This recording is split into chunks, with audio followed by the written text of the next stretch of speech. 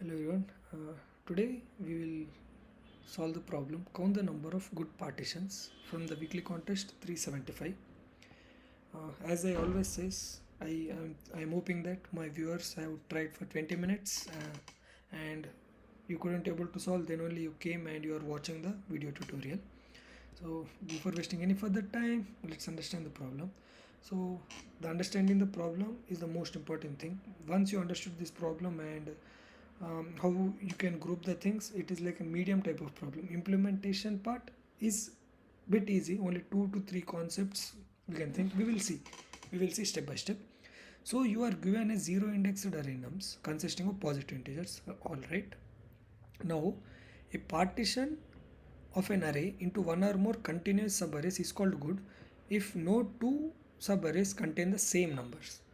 So if you see here, let's see this example is saying that you can't partition like this 1 2 1 3. Now if you see here, if no two subarrays contain the same numbers, here 1 1 is present in both the partitions, it should not be present. So it's saying that we should calculate the total number of good partitions. How? Let's think good partitions. TK, all equal elements should be in a single set. Okay, all the similar elements should be in a single group, and we should group elements. How we can do that? So we can think like which type of approaches can get into the mind. Overlapping problems or देखते हैं कैसे करते हैं कि no, after like thinking for some time, I got one approach.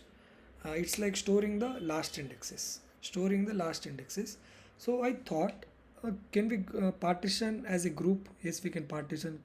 I will partition this as one group and this as second group, third group, and so on. Can we make groups like this where all the elements are unique? So in these elements, if I am getting 1 2 3, these elements are not present in any other partitions.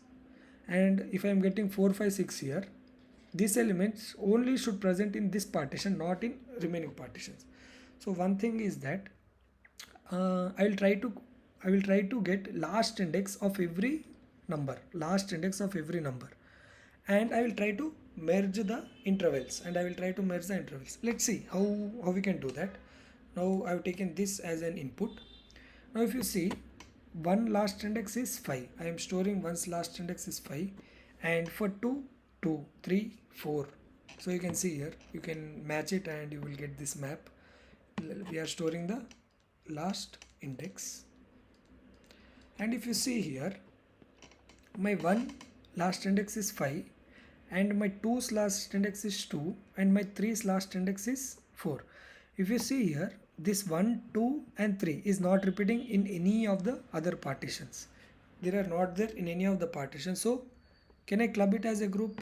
Yes, I can club this as my group. Yes, I can do that.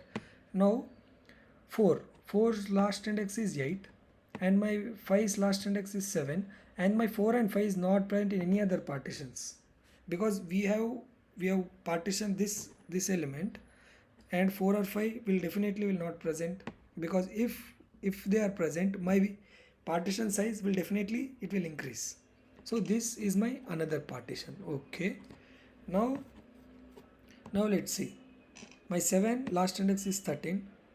Okay, 13, we have gone to the end. That's it. This is my another partition, and you can see all other elements 7 7 7 are present 3 times, but they are not in the other partitions. So I think you have got it. So how you can do this? How can we do? We can store last indexes in the maps, and after storing the last indexes, can we use sliding window technique? Yeah, we can use.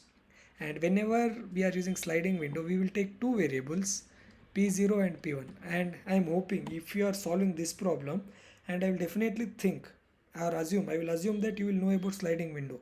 Like we will not go like, if you go for the previous problem, I have explained you like how the sliding window works in the step by step, but in this we will not see we will just see the overview, like how the sliding window was. You can only visualize, then only your ability to think will increase. Now if you see here, we will take p0 and p1, and when we reached at this index, when P0 and P1 reached at this index, when both are equal, then we will get the one partition. When both are equal, we will get the other partition. When both are equal, we will get the one more partition. Let's see the coding part. First coding part, this step, m of v of I is I. We are storing the last indexes, definitely last in P1 and P2 is 0, pointer 1 and pointer 2, and we are taking the count.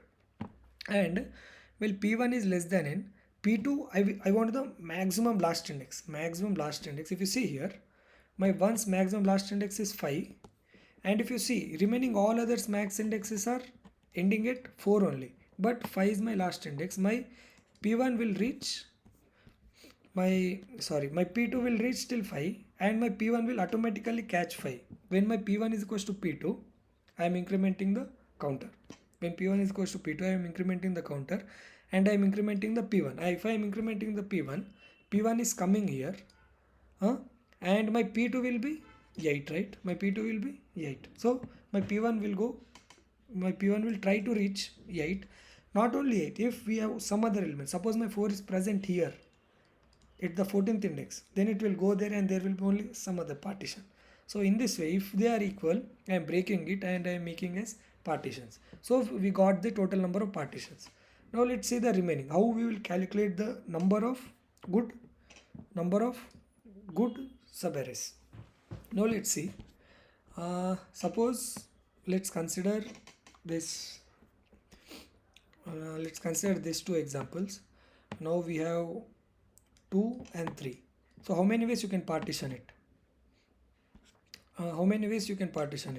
I can take 2, 3, or 2, 3 are included. 0 by 1. Whether I will combine it or I will redistribute it. Now if you are here, we have two possibilities where we have 2 and 3, and we have 2, 3, and we are introducing some 1 here. So we have two possibilities. Either we can include it or we should not include it. If you are including it, you are getting 1. If you are including this one, you are getting here 1. Not including, you will get the 1 like this. But if you are including it, 1, 2, and it will be 3, and it will be if you include 1, 2, 3. So total how many? 4.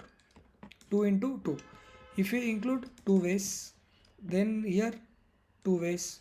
And if something -1 is coming here, not -1, 4, you can think of. Here we have 4 ways. It will be having 2 ways, either include or not include. So if you draw like this, you will get 2 into 4, which is 8. That's why we are taking power of 2, c minus 1. Why c minus 1? You can see here, I have only 2 partitions here. Only 2 partitions, not the 3. This is not considered. At the end, it's not a breakpoint, right? Only 3 are distributed. Only this only I can include, 0 by 1 or 0 by 1. So it will be 2 power c minus 1. Here we will get at this index, it will match. So we will get an extra c. So to decrease that, we will get taking 2 power c minus 1. So you can think like this. If you have only two partitions, only this will break here, not here, right? Not here. So it will be have 2 possible ways. So this is a power function.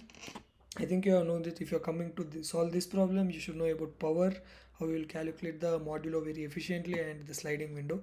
So I think you understood it. If you understood it, please do like and subscribe to my channel.